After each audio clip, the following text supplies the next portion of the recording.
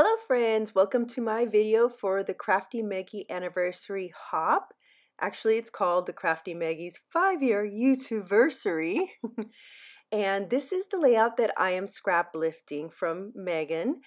Everyone is doing a scrap lift of one of her projects. There are multiple prizes for this hop, so stay tuned to the end of the video, and I also have all the information down below in the description. I am going to be using primarily the Jelly Bean Soup Too Cool for School line. You're seeing me audition different papers. I'm going to use that chevron one. She used a geometric chevron-like print, and that's what drew me to this design. So I cut a strip of 1 inch for the bottom. That seemed to be what she used at her bottom.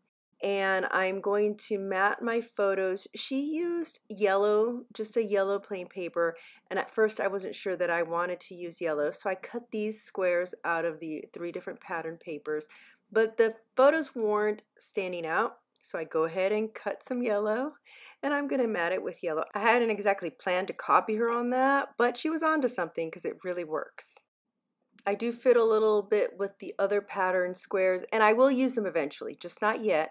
I'm going to be turning my attention to the chevron piece that goes at the top. She used a solid sheet that she cut along some of the zigzags. I wasn't sure if I liked that. You'll see I'm going to place it here right now. I'll cut a little sample, and I don't think it's going to work because her chevrons, it's like a bigger spacing and it's more random and it goes both ways. Mine all went one way and they were really thin lines of them. So I decided to go ahead and cut those up into strips, and I'm so glad I did. You can see here I'm cutting off the tails or the heads, whichever, and just alternating them randomly so that my chevrons don't all face one way, and I am going to space them out. They almost look like banners, but let's fast forward from all the cutting. Here's where I finished, and I'm just adjusting them up and down. As I was cutting, I glued them down with some adhesive, the roller adhesive, and then I found that I had too much spacing on one side, so I'm trying to even it out a little bit. I'd cut the strips from the 12 by 12 in half, and then you can see they even go over the edge there, so I had room to play with it. Once I was happy, I trimmed to the edge of the paper. This collection came with some banners, and there were some in the die cut sheet, which I briefly showed you there, but they didn't have the sentiments I wanted, so I'm going to go ahead and fussy cut some out. The one that says fam and squad, and I think the other one that says bro.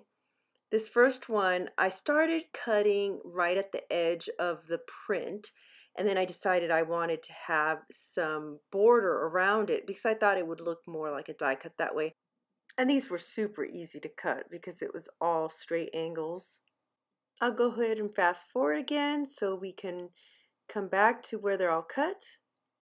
And here we are. First I thought maybe I would put all 3 of those banners at the top, but it immediately became apparent that's going to be too crowded. So I start working on the title instead. I pulled out these thickers. They are from the Crate Paper Cool Kid line. I love that they are like a slick, puffy sticker texture. I also brought in these metal clips. They are basic gray, so a little bit older. And the shaped clips, the arrow and the star, I think they're either Freckle Fawn or Doodlebug. But what I've been doing here is adding those papers that I cut before to have the more layers, and then I'm adding the clips. When I'm using clips, it feels weird if it doesn't look like I'm clipping multiple things together. So that was another reason to add the other papers in addition just to having nice layers. I was fussing a little bit with the placement. I don't know why. The bottom part with the 1 inch strip there, it felt like I needed more of that. So I was trying to place it so that plenty of it was showing. And for my title, I did bring one of those banners down. Originally, I was going to spell out Our Furry Boys. I'm taking the alphas from the coordinating label sticker sheet. But then I decided to add the banner at the bottom, so it's going to read Our Furry Boy Squad. I'm propping up the banner just above the photos because the photos have a little bit of dimension with the layers. I'll end up fiddling with the title a couple of times. I'm not sure. Some of it might be off camera, and I know that I ended up gluing everything down off camera with the Liquitex matte medium I have in the fine line bottle because these are all slightly older collections, and for some reason the adhesive, it felt fine, but anytime I was making a change or I bumped something, it would move. So I felt like I needed to add extra adhesive. The basic gray clip that I added at the middle there has a star, so I wanted to continue the star theme, and I picked some out from the sticker sheet. The number 3 is from that Cool Kid sheet. This Jelly Bean Soup collection has a lot of cute masculine icons, but I couldn't use most of them because I'm scrapping about our guinea pigs, not a human that might play video games or wear Converse. But there were these corgis in the line, and I am a very literal scrapper. It's very hard for me to put something random on a layout. So I put these corgis on here, and I felt like they still went with the theme because they're furry friends. And I was pretty proud of myself for putting them in there. I just cut them and stuck them so that they're peeking out. But my family took exception to them because they are dogs, not guinea pigs. I pointed out to them that at least I didn't use a llama. Everyone's always got cats and dogs, and none of the other pets are ever represented in any of the lines, which is a missed opportunity. I much rather see other potential pets in lines than some of the weird things that have come out. But anyway, back to my layout. You see that I've added some more stars, and the little corgis are peeking out. Well, one of them's peeking out at the moment. I'm building up my little cluster at the top with now just one banner and another paper clip. This one's the star. It doesn't show up as well, and you see I just took the other paper clip, but that one's like an open sun. It wasn't going to look good either. So I'm just going to stick with the star. And there I added the little corgi head. I swear, you can't really tell he's a dog if it's just peeking out, right? I fiddle with adding something else there, the good times. The banner shape was throwing me off. I wanted to keep things perpendicular and parallel to the sides of the layout and not follow along the diagonal, but then it felt weird to have things not follow along the diagonal. I finally work it out, and I decide to prop up the good times word strip to give it some more dimension and for it to feel like it should be on top. Down below, you see things are starting to pop off the page. I'll be grabbing some adhesive in just a second because see, it keeps moving. They're not really sticking. It feels sticky, but they weren't really sticking down. Let's do a little more fast forwarding past all the gluing. The right-hand side feels like it needs something else. The original layout doesn't really have anything there, but I feel like I needed something there, so I've just looked through several things. Yeah, I really wanted to make those hexagons work. The puffy hexagons are really cute, but they didn't seem to work with anything else I had on here. Finally, I like this clip. It's sideways, even though it's got numbers, but I liked that it had numbers because I'm using a number on the other side.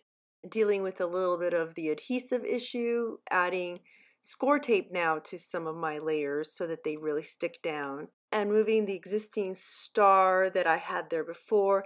2 stars next to each other wasn't working for me, so I'm going to try a couple other things. I put hearts on a couple other spots, so I bring out the heart and think that might work.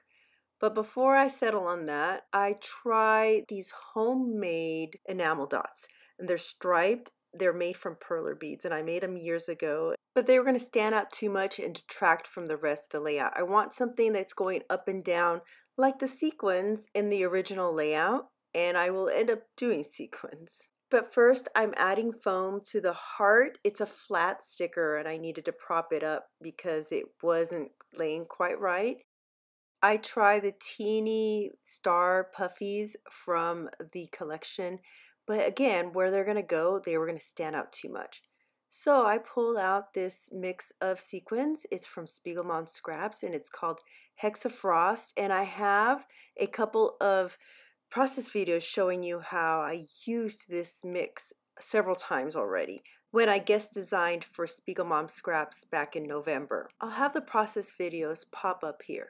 Time to skip over the gluing again. You can see that not only did I have that scattering up and down from the middle up to the top left, I did add a sequin in each of the other two clusters at either side of the photos. I typed the name of each guinea pig onto vellum and put it through my Xyron, and just putting their names on top of each of their photos. I don't have journaling for this page. This is meant only just to show the three of them together. I have other pages for each of them. Squeaky's on the left. He was our first guinea pig. Wookie's in the middle, and Bean is on the right. Bean is the only one we have left. Then I felt I had to scruff up the layout a little bit because, one, I like doing that, and two, it's about scruffy little guinea pigs. So all I did was take my nails and just ruffle things up along the edges. I bent some of the papers around the photos. I thought maybe I would bend the corner of one, but it wasn't bending very well. I'll end up straightening that out. Busted out the tiny attachers so I could add that little detail to some of the stars and hearts, the puffy stickers in each cluster. I'm about to slow down to real time to show you the details of the layout, and the still shots are coming up. While that's going on, let me tell you more about this hop. It is for Crafty Meggy. This is her 5-year anniversary on YouTube, so we're all gathering together to celebrate. Several of us are providing stash prizes, including myself. There's a spot in a Victoria Marie class, cut files from Paige Evans' shop, a free kit from the Secret Not Secret Kit Club, and a few other things. To enter, you follow the hop. I'll have all the links to everyone's videos down below. You want to go to each one and like it, subscribe to that person, and leave a comment.